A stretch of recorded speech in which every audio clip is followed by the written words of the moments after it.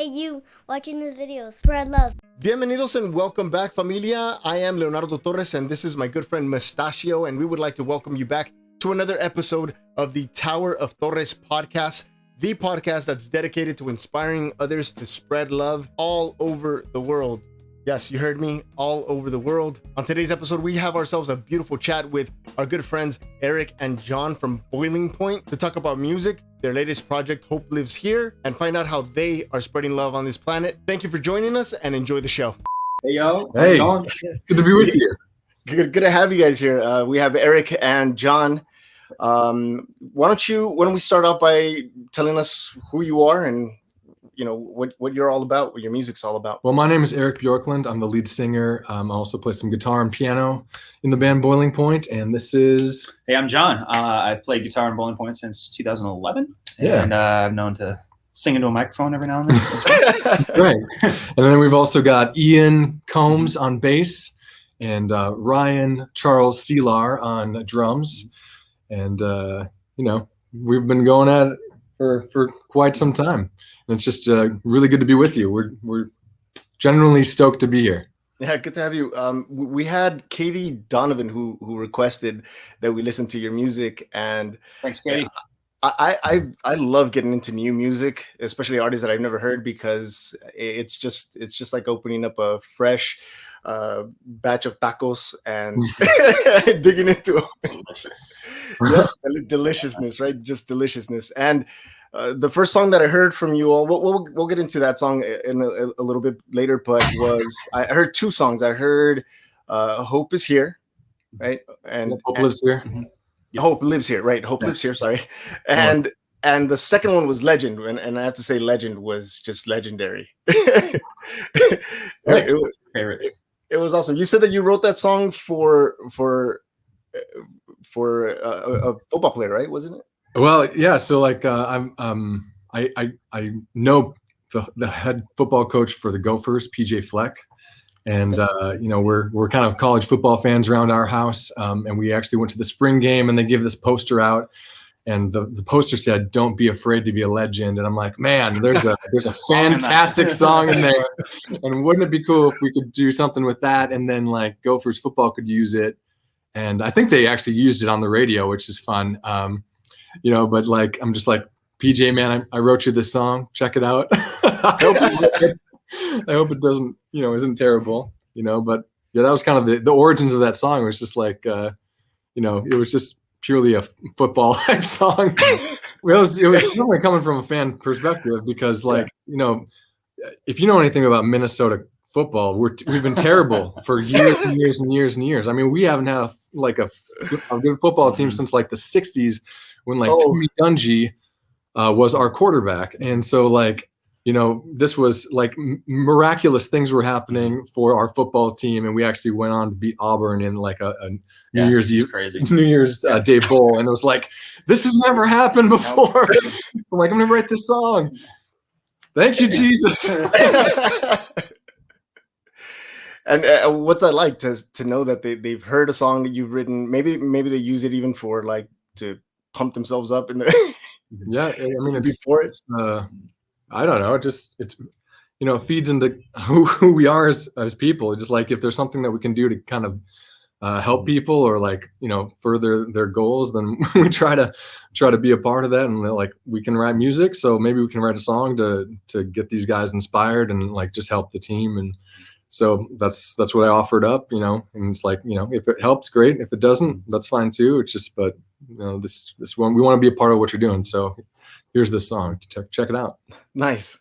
That's awesome. And can you tell me a little bit about your songwriting process? Like, what's that like? What's the Boiling Point formula for writing a song?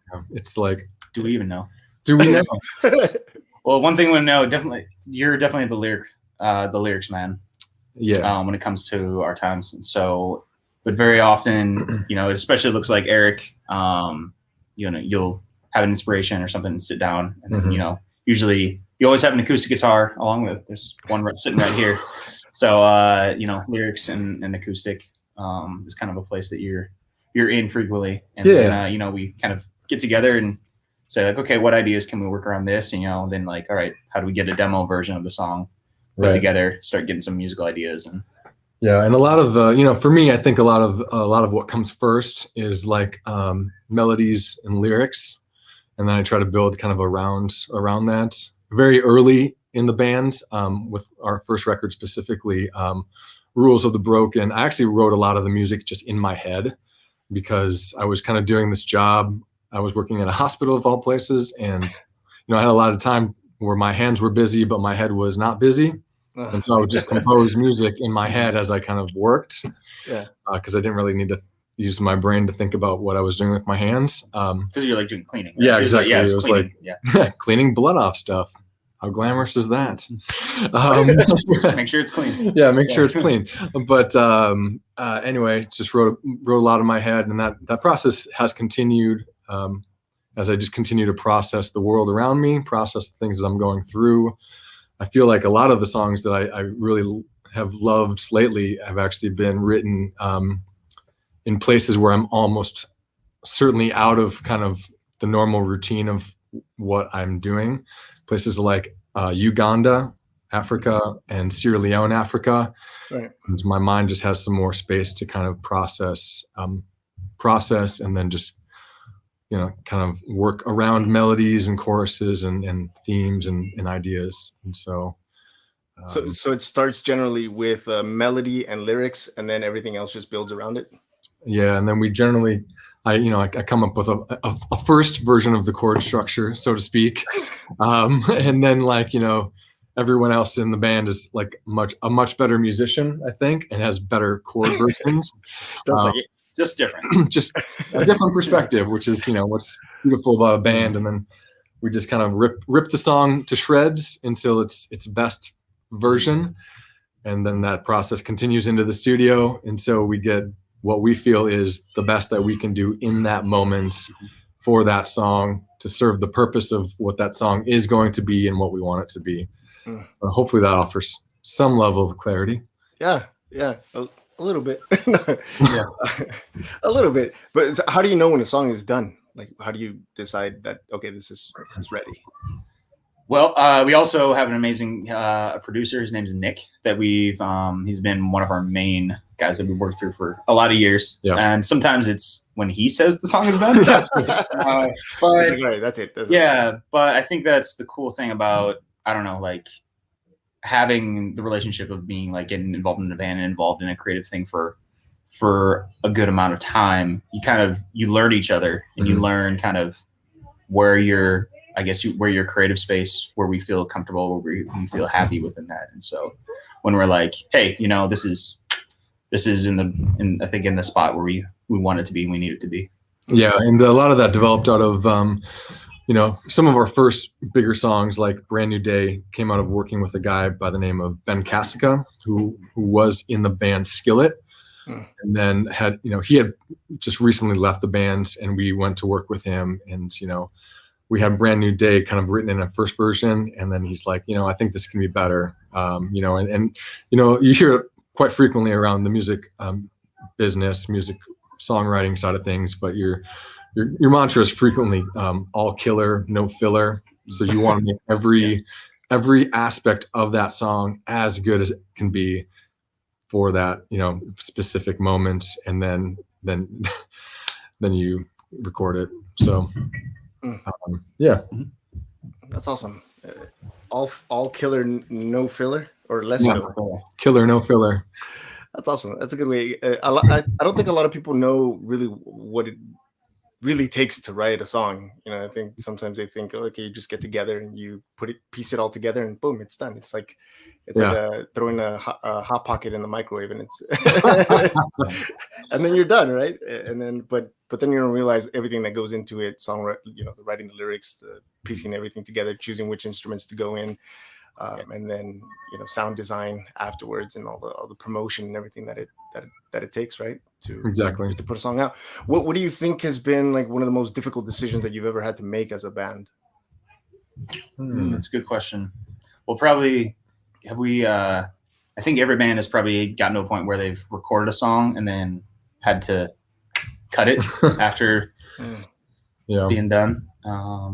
For me, some of the most difficult decisions have come around how to actually get the band to kind of move forward, because it's an almost impossible equation to figure out these days, because there's just so little opportunity to make income in money or in music. And so like we've always, our mantra since the beginning has kind of been this hope that if we made really excellent music, then we would be more likely to have the ability to tour, because the finances just never seem to work between trying to make really good music and tour at the same time. So we've always been a band who's really put a lot of thought and effort into the songs, and the touring has not always worked out as well as we would like to. And it's just like it's the impossibility of trying to make it go almost in the music business these days, or in music in general. It's like, how do you,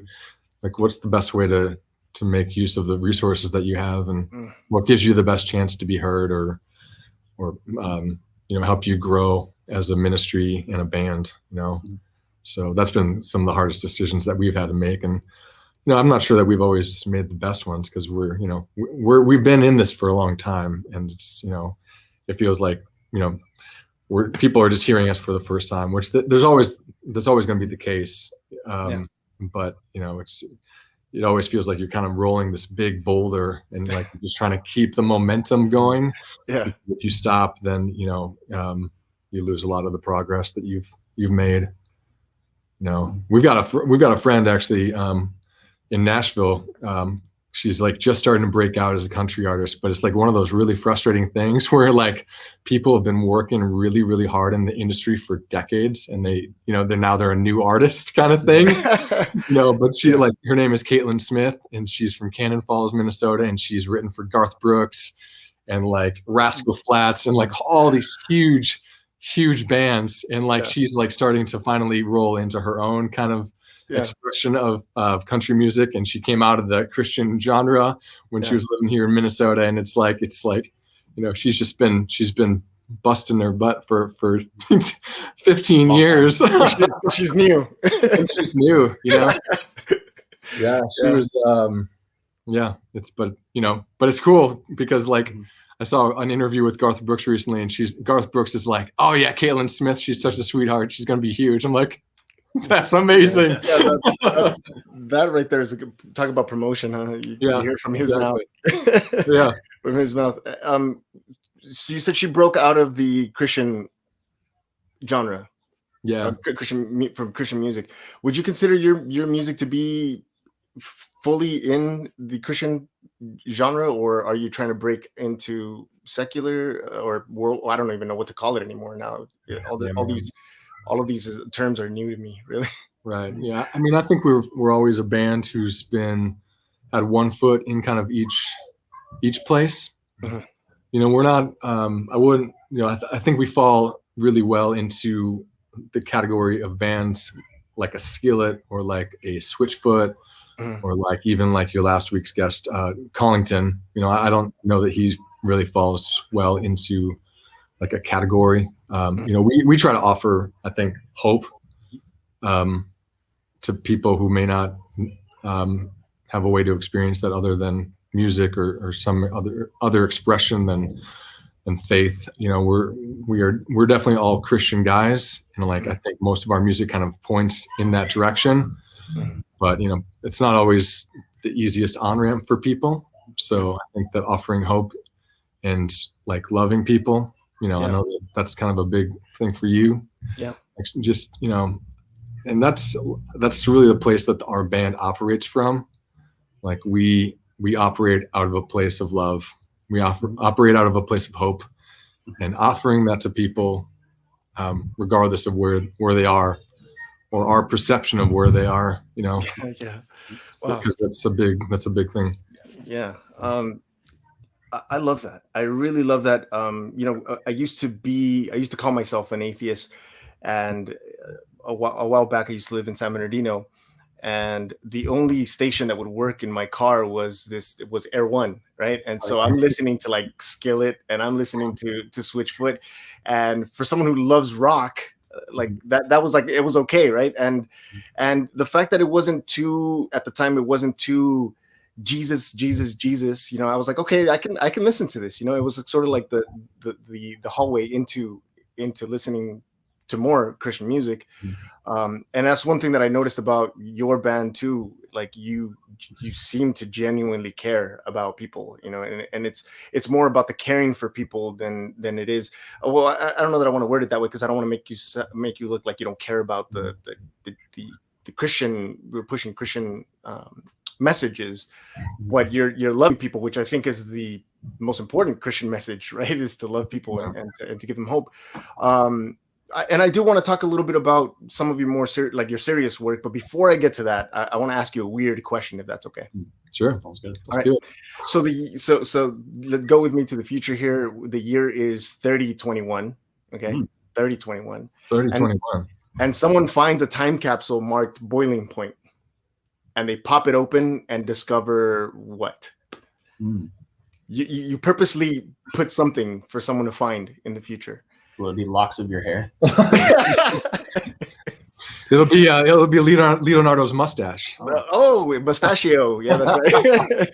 And by the way, in solidarity, I almost thought about shaving everything and just leaving like a handlebar mustache. Yeah, let's do it. Let's do it. Show you love. just don't start a reaction video, because then people won't be able to tell us apart. There you go. No, that's a good question. I think for me, it's I operate, you know, in a lot of ways out of kind of this mantra of find love, know love, be love, and the band operates out of that place as well. And you know, we definitely are a band that offers hope. You know, our hope is that people come to Christ in some way, and that's kind of this journey that I'm talking about, like in find love, finding Jesus, knowing Jesus, and then being Jesus, because we do think that that's an incredibly important relationship. But I think with that, you know, in finding Jesus and then kind of coming to know Jesus by reading the Word and then just being in community with other believers, I think that we are kind of in a place in history where we really need to be love. We really need to live out our convictions, because we, you know, I find that the world has become an increasingly kind of cynical place, right? And I feel like the only way to combat cynicism is action and being who you say you are. Yeah. And so, you know, a lot of the series that we're doing, I think, because we've been talking about it for a long time. I've been doing work in Sierra Leone since 2010. It's just kind of showing people a new perspective and just kind of showing people what we do outside of the band, because the band has always been, you know, it's always been about the music, but it's also been about like what can we do to make the world a better place because of the platform, no matter how big that is, that we have, you know, as a band. Like what good can we do in the world to demonstrate our convictions. So I hope that is long lasting, more than anything. I think there's a song that's on the new record that we just wrote. It's called Monuments, and the song is really, like, I wrote it in January. It was recorded also in January, but it just came out of this place of, like, you know, we really need to be thoughtful about who we're going to be and what are those things that we're going to place in our lives that we're really going to be about, because the choices that we make today echo into the future. The decisions that we make today echo throughout eternity in our children and their children. And, you know, in the bridge, I talk about our lives being a melody, and we choose the notes that we're going to play. And you know, the next line in that bridge is, dear child, won't you sit next to me and tell me about which notes you'll play and which notes you'll keep. Oh, man, that's beautiful. Thanks. Wow, man. You know, yeah, you mentioned, like, on my channel, I'm big about spreading love and spreading peace. and I see that there's a huge need for that, and a lot of people have sort of lost their way. But you said something, because I've been watching your Hope Lives Here mini docuseries. Yeah.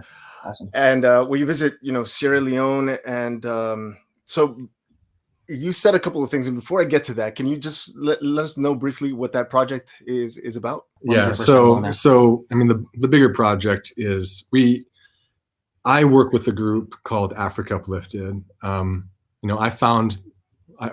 was brought together with this group because my church had raised some money to build a well someplace, but we didn't know where that was. And we came across an organization that was building a clinic facility in a small rural village that had no access to healthcare whatsoever. And so, they needed a clean water source to have a functional clinic. And so we somehow came together and we partnered with this group, and we built a well to act as a clean water source for a clinic. And then after building the well, my first trip was to actually go to Sierra Leone with a group of folks and see the well and just see how it was functioning. And so basically this group called Africa Uplifted has done development of healthcare. They've built a clinic, they've built other facilities, and trained nurses in the area from local communities who will then serve their community, but also serve as a central hub to the broader community for a place for adequate healthcare. We've also done school additions. When we first started the project, there were 2 school rooms for what were 6 grades of classes, basically elementary school. And 4 of those classes were in 2 rooms with a really terrible divider between them. And so you had about 75 kids in each room with a divider. And if you can imagine trying to, learn in that kind of environment, it wasn't terribly functional. So we came along the community and built 4 brand new classrooms for grade 1, 2, 3, 4, 5, and then 6. So then every classroom had their own classroom. And then at that time, teachers were actually just from the village. And Sierra Leone has this program where if you sponsor teachers who have a background and education in elementary education, the government will eventually pay their salary. So for the first few years, we pay the salaries of the teachers, who then transitioned into better teachers that were then paid by the government, which was awesome. So now these kids were getting better education. We found out that most of these kids, their parents are rice farmers. So basically what that means is they survive on less than $300 a year, which is crazy. So most of these kids weren't necessarily getting three square meals a day. So another project became, how do we get at least one good meal with protein into these children at lunchtime, so that there would be a benefit to coming to school and learning, and then they could also learn better because they had full stomachs, right?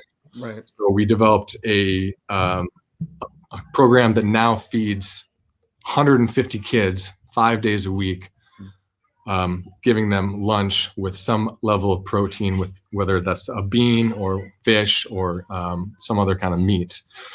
We also rehabbed wells in the city of Minoko, or a village in Minoko, and the surrounding areas, so that people have access to clean health or clean water. Because if you know anything about a lot of these situations, frequently people would walk miles to what is often a dirty water source. So getting clean waters into these villages was really essential, which then freed up time for parents to be parents and kids to be kids, and not collecting water, and then also studying and doing things that they needed to do to make the family run more efficiently. Yeah. I mean, the project's huge, right? So we also hire local tailors from the community to sew the outfits for the school students, because in Sierra Leone, generally, if you go to school, you have some kind of uniform.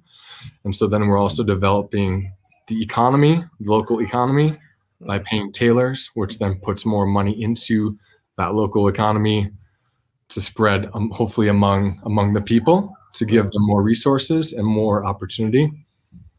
Should I keep going? I mean, it's like the mass, it's like huge. Yeah. One of the two, I'll say two more things. No, go ahead. Don't keep going. It's getting long. No, go for it. Go for it. We developed a scholarship program, because in the village that we're working in, basically there's well, we also developed a preschool. So there's now preschool, which starts an early education, which is crazy because that's pretty uncommon for many of these parts of Africa, and the grades go through 6. But school doesn't stop at 6th grade. For a lot of these kids, it does, because that's all the resources their parents have. But we wanted to give an opportunity to at least the top boy and top girl in the school in the grade 6. So Africa Uplifted developed a scholarship program, which the highest scoring boy and the highest scoring girl on the national assessment will get a full ride scholarship through high school and lodging and everything else until they graduate and can then decide what they're doing with the next level of their education. But it's like, that's pretty unheard of. So I mean, we've got I don't know, it's like 12 scholarship kids or something who are now having an opportunity to kind of escape the rice field, and have an opportunity to really make a difference in Sierra Leone as a country. Because when I first started going to Sierra Leone, the average age of a person in Sierra Leone was 18. Crazy. 18 years old. And I mean, that was partly due to, there was a 10-year civil war that killed just thousands of people, in a really sad way, and destroyed most of the infrastructure in the country.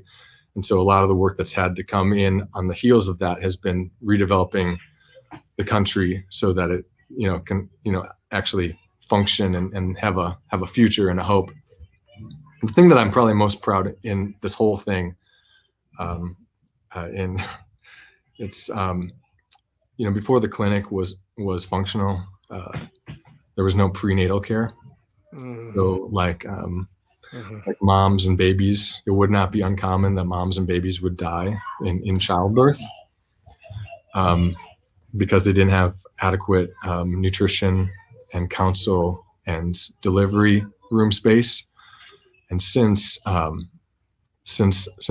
opening of the clinic, and since that development of prenatal care, there's actually no that number's dropped to 0. No mom has died.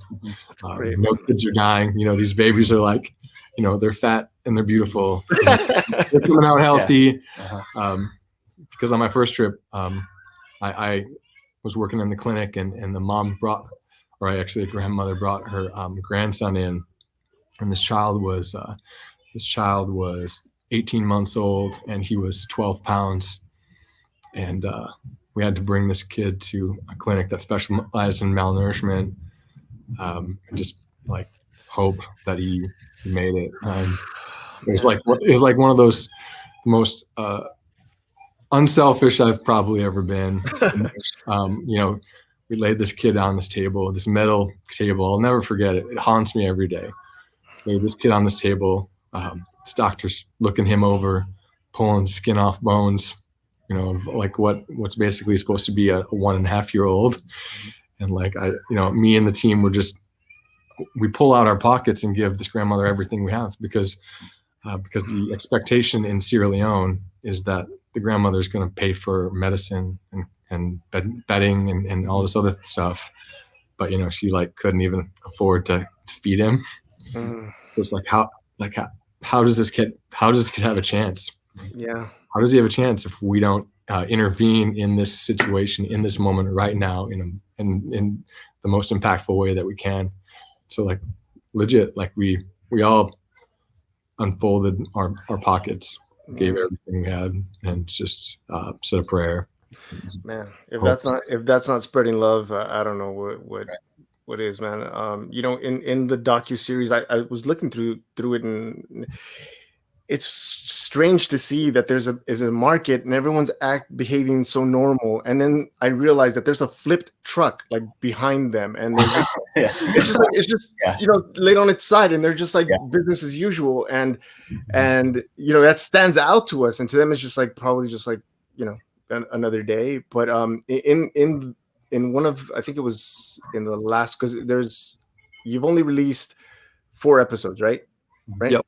4 episodes. And I think it was the 4th episode where Eric, you said something that like really hit home for me. You said that you were heartbroken because you don't know how to get people to care, and just like you, sometimes like I wonder like what kind of a dent am I making emotionally, in an emotionally like damaged world. And I'm just here talking about music, man, and you're over here talking about building clinics and schools and stuff like that. And can you tell me a little bit about that? Like, what I really want to know is like, why do you care so much? Like, why do you care at all?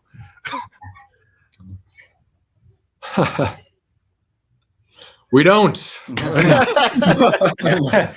Was this the silly question? Did we skip the silly question? Yeah, we skipped the silly question.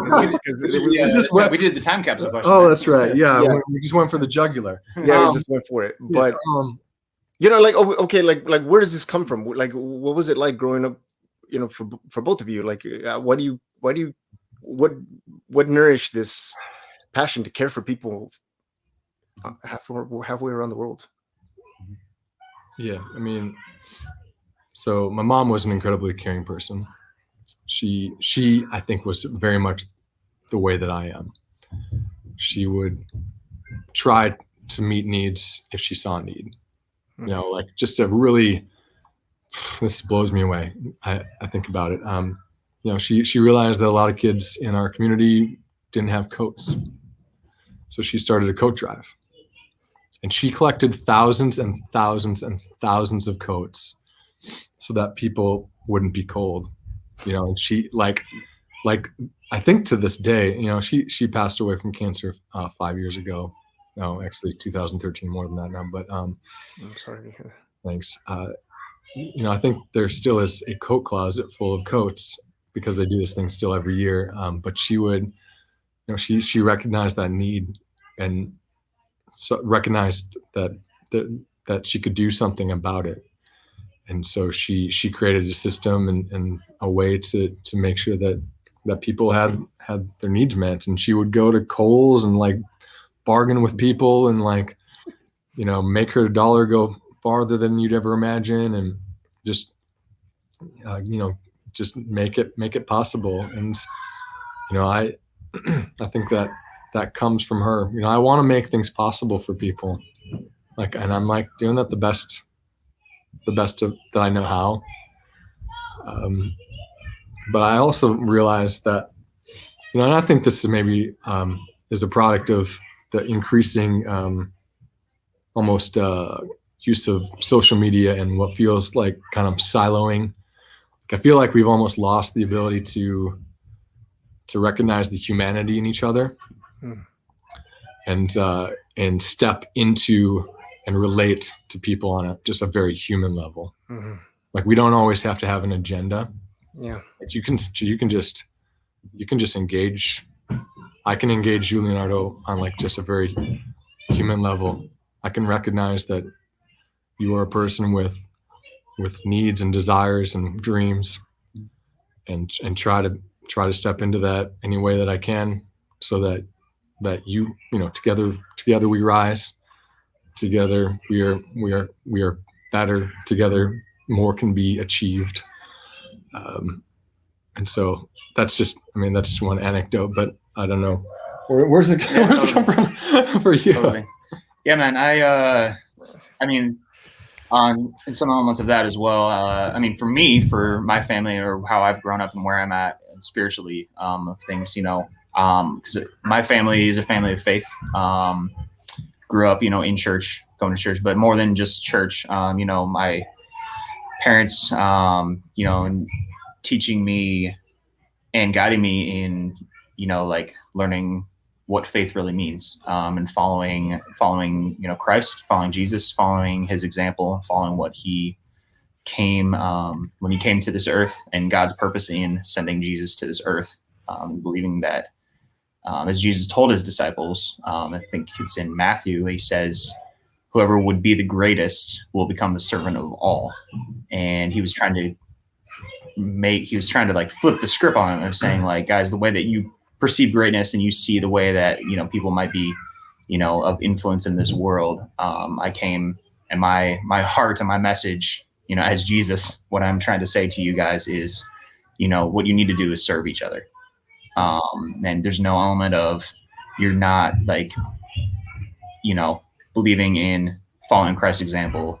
There's no element of, man, how can I make myself to be the most epic looking version of myself that's possible. Just like, there's great, like, aspiring for greatness, wanting to do good as musicians, wanting to do good as professionals. I mean, there's so much value in that. Like, absolutely. Like, God gave us so much. I believe, God created it and gave us so many talents and abilities and motives and drives.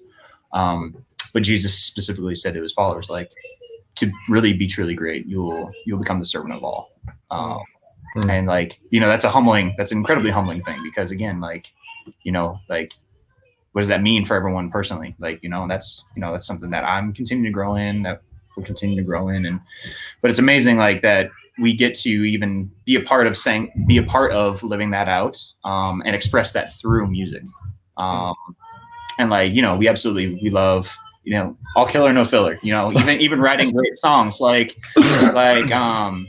we're pointing goal at, we write, sure, we have some rock hype tunes of things like that. And we have, songs that are born out of, incredibly like tender life lessons and faith lessons that we've been in the middle of as a band. And, but to just, to allow that to be an expression, even just like, we love writing music, we love doing music, but we even do it for, for the sake of others. And not just like, so we can have more songs, so we can sound amazing, entertain, and totally right. Yeah, I mean, I'm a big fan of. I'm not sure if you're familiar with the genre, but glimpse films. There's like a movie called like Family Man, and some of these other pictures. I think Nick Cage came up in your Collington interview. Not talking about the greatness of Nick Cage, but really, I hope that in a lot of ways, Hope Lives Here serves as almost a glimpse at something else. And I think there's just so much value in getting outside your own culture and country and situation, that you can really learn a lot about who you are and who you want to be by seeing other things and experiencing other things. And like, there's things that we believe need to be one way, and then you go to a country that doesn't have it that way, or is struggling with something, and you're like, well, this is culture. This is not the way this needs to be. There's value in this other thing too. And I hope that people get a glimpse at something different than their everyday, and then also hopefully some perspective in almost questioning who they want to be and how they move forward, and what questions are they asking, so that they might be hope and love to people who need hope and love. Right. Oh man, that's wonderful. I didn't actually think I was gonna have to use my Spanish, John, but here goes. I'm gonna tell you, I have a picture of my grandparents here, who they were just incredible to my development and wanting to care for people as well. My grandfather used to say, and my mom says it to me sometimes too, and I'll translate it, but a really popular phrase in our family was "El que no vive para servir no sirve para vivir," which means that whoever doesn't live to serve, then doesn't deserve to live. It kind of it's a trick on a play on words there, but yeah, serving others, helping others is really fundamental to all of that. And then stepping out of your comfort zone, learning about other cultures. That's why one of the reasons why I love listening to world music, like music from India, music like flamenco music is like my favorite. It's so passionate and so spiritual in many ways. And I think music for me has been just that, like a way of touching people, to speak to people on a different level that you couldn't otherwise speak to them, just like a movie, with images and stuff. Music comes with its own, with its own images and its own message and stuff. What does music mean for you? Like, how do you see music? This reminds me of a quote that a friend of ours loves to use. And it's a C.S. Lewis quote, and it's I'm going to butcher it, I believe in you. It's art. Did you say I believe in you? I believe in you. This is what makes this work. Yeah, that's right. When one feels weak, there's strength coming from the other. Hope lives here. Art has a way of sneaking past the watchful dragons of our heart. I think it is what that is. Okay. And that's to say that music, and I know that you feel this too, Leonardo, because I love let's hang out sometime, by the way. I love the joy, just watching you listen to music. I think, C.S. Lewis was in saying that art, music, these things, these ways of expressing ourselves have a way of getting to our hearts in a more impactful way than just simple spoken word ever will.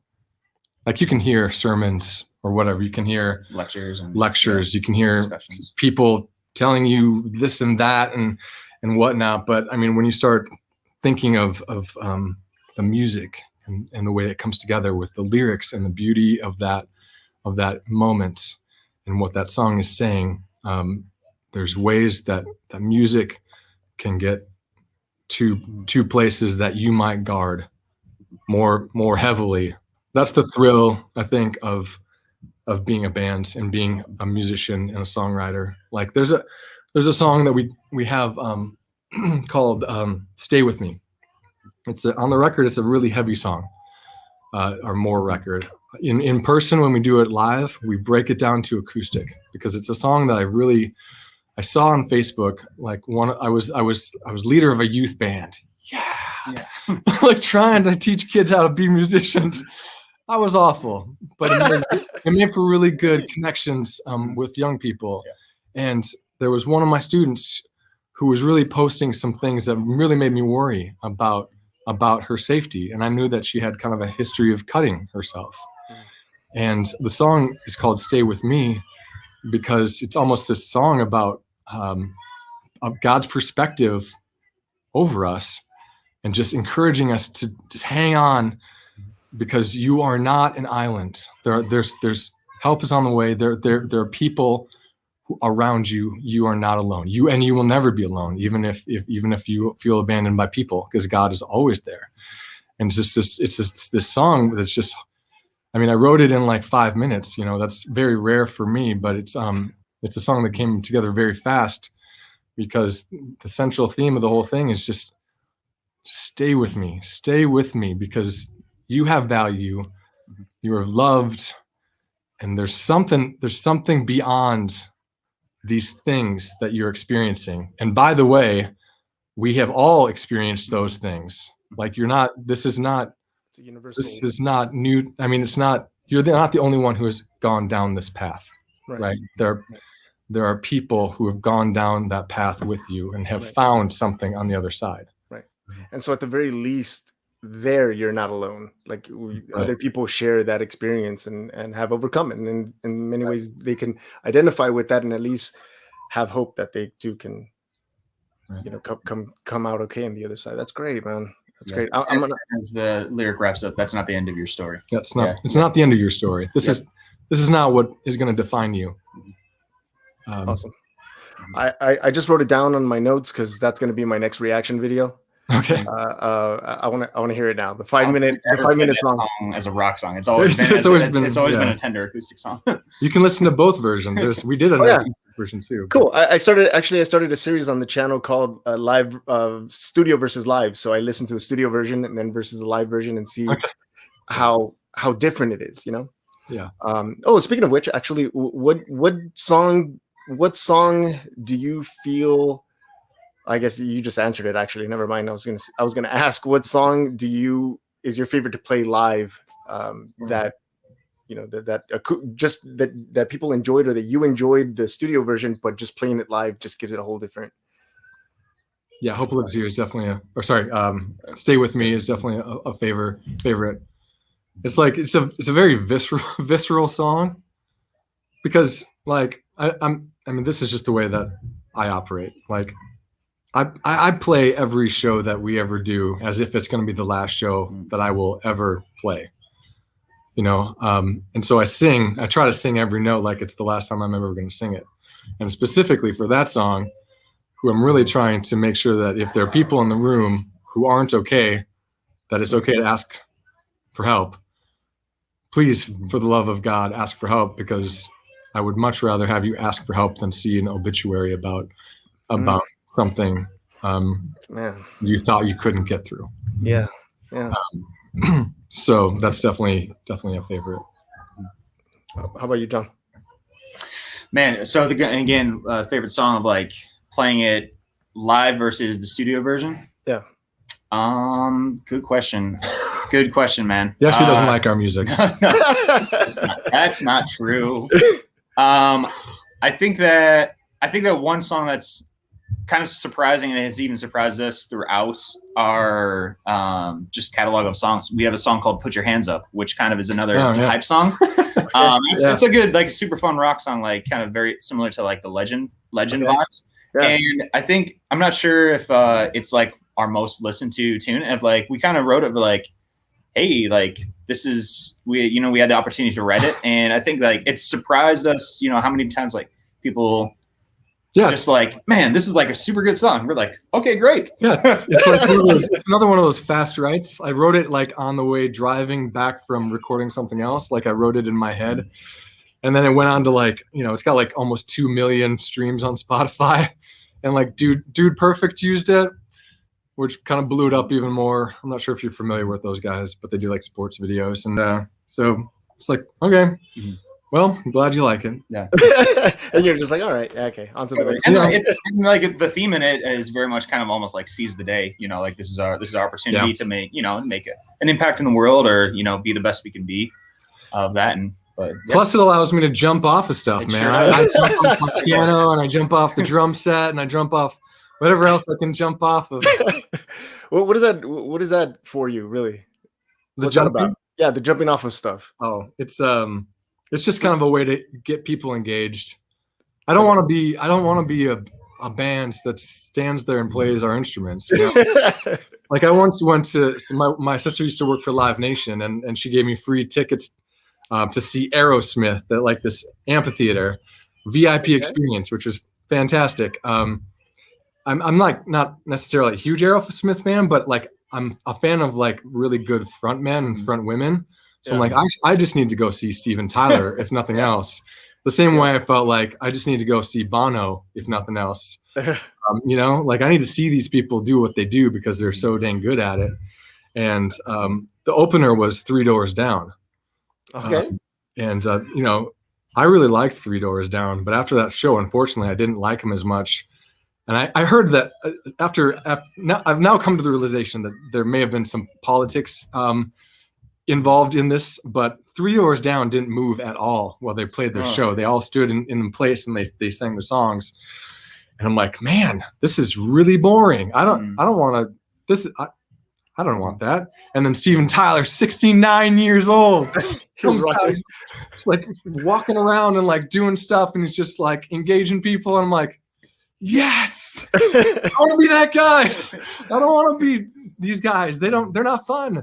I want to be the guy who like people are talking about because he was a little crazy on stage, and he just lost his mind and enjoyment of just being in that moment and just performing, and so that's kind of what it's about.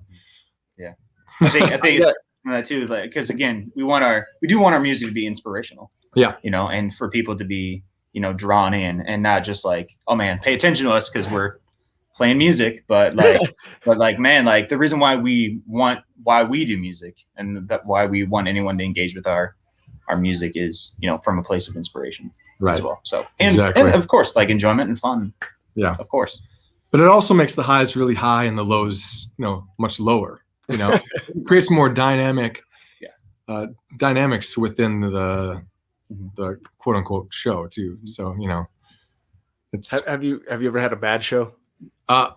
have we had a bad show? We were a bad band for a long time. Like, the band started as like a worship band. So it was like, and our players weren't necessarily great. We were trying really hard, but, musically we weren't where we are now. Like where I think our lineup is probably the best lineup we've ever had. And we were really terrible for 2 or 3 years. This was before John was involved, but we were just kind of learning how to be a band. And so, there were a lot of shows where we just were learning how to get better, just like everyone kind of goes through that process if they want to be more successful or more, better at their craft. But we've had accidents. How many rolled ankles have you had? Yeah, that probably is from the jumping around. Yeah, bless them. We were told they had stage lighting, but basically they had lamps with like 3 light bulbs kind of pointing each way on the stage. And it we were like at our final song, and I couldn't see anything. It was like almost pitch black. And we're like playing, and like I straight up stepped on the snake, which is kind of where all your inputs go. Yeah. It's kind of a box, and I rolled my ankle. Boom. Worse than you've ever could imagine.